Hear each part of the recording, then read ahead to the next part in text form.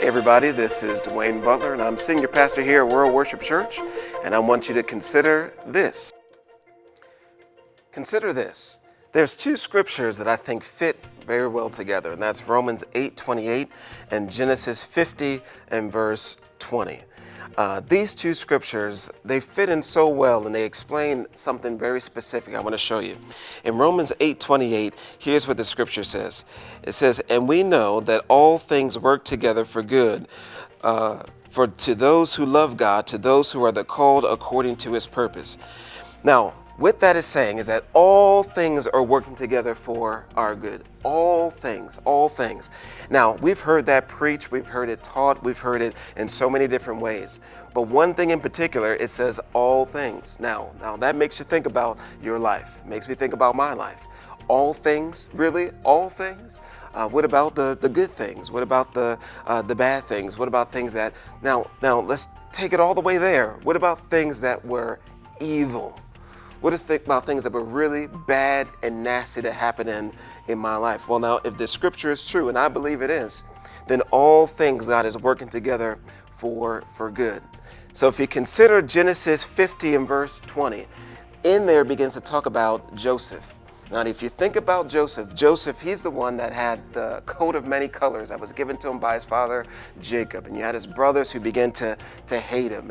And now they wanted to kill him. Now, they thought it was a better idea to sell him into slavery than to kill him.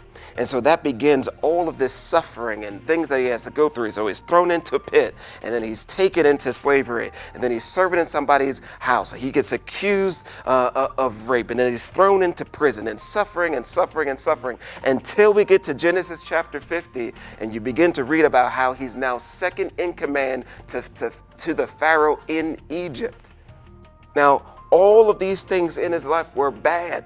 And some of them we could say were downright evil, but God was working them all together. Now think about this. In this verse, and now it says Genesis 50 and 20, but I want you to consider verse 19 too.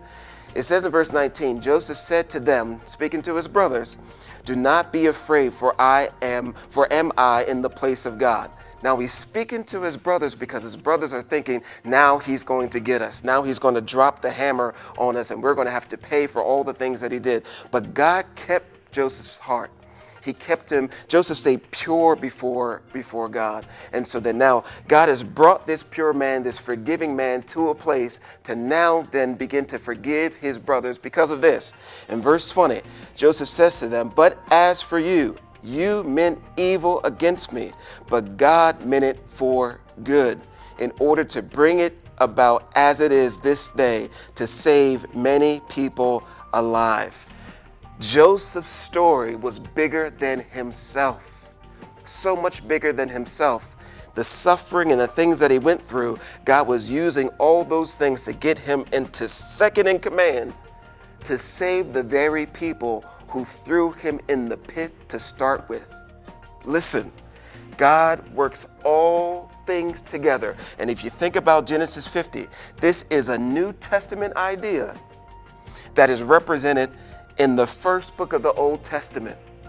What I'm saying is this: when you put all these things together and how God has brought us through so many different things, and some of these things you and I chose.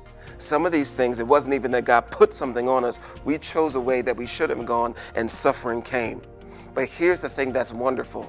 And here's the thing that explains, I think, both of these scriptures, and particularly in Joseph's life. And that is this: God is not afraid of your story. He turns it all into glory. All right? I want you to take some time now and think about that.